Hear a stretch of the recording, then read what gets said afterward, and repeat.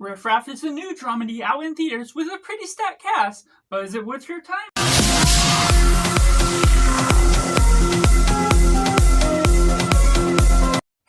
Welcome Cinema, where we focus on a film. I'm Josh, this is Simply Cinema. Let me know down in the comments below. Have you seen Riff Raff? Do you like it? Do you not like it? Or is it somewhere right in the middle?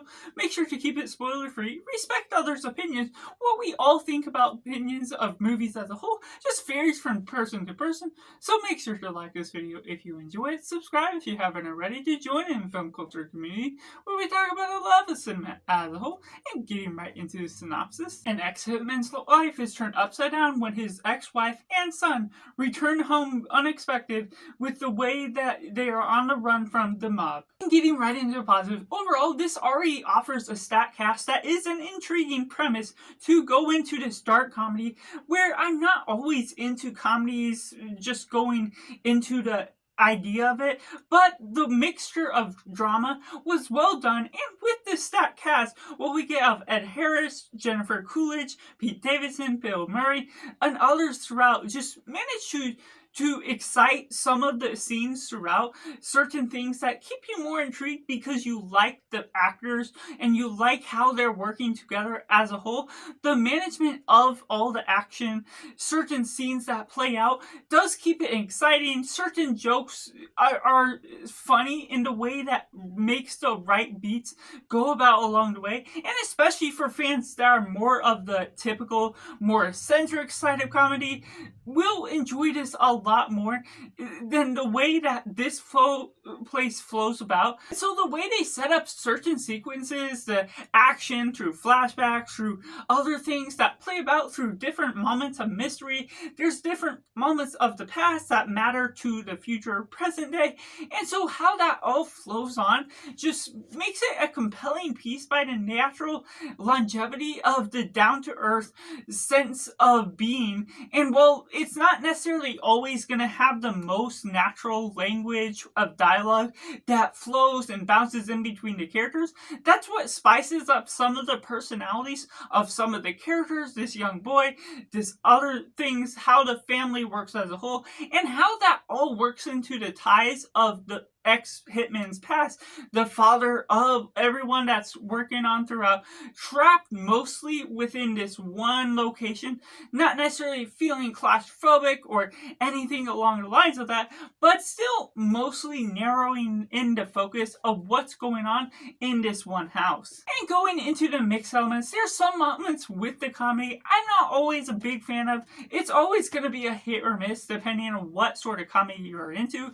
There's some raunchy comedy that can throw things off with the way the natural longevity of the conversations can flow to some character dynamics, the relationships between each other, not being able to know the past of these characters, to know what makes sense for what it's all building up to. That also builds and pads up the runtime a little bit too much for the things that I want to focus on a little bit more. What they get out of some of the relationships can feel like a little bit stretched out, because what we get out of Pete and Bill, the actors, just don't always work together in the best way.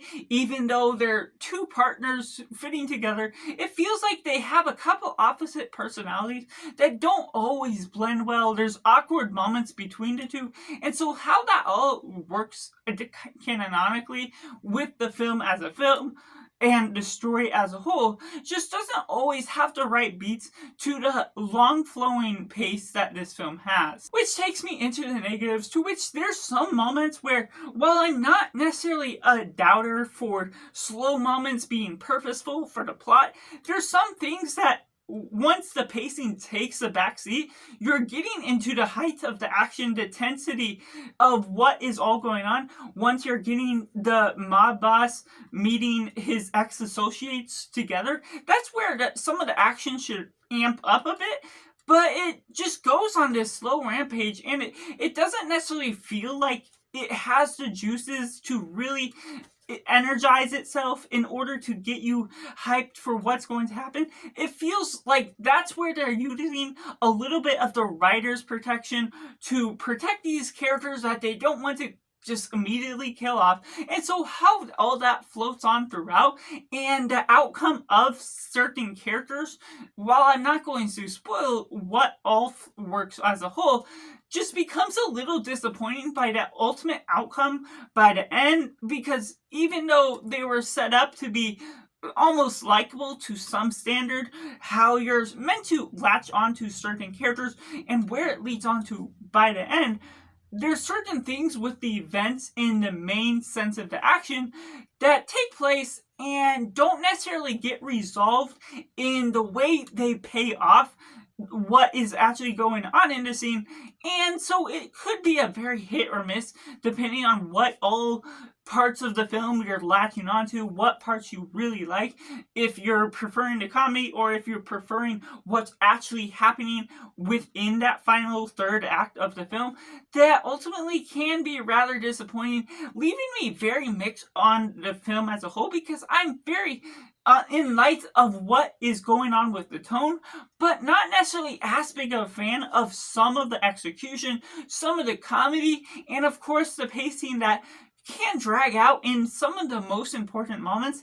That ultimately the cast as a whole, while it is good, I enjoy seeing them all together on the screen, they don't necessarily always have the right chemistry, where the writing feels awkward, characters have personalities that can make sense or feel amped up in order to be just fun in its own way.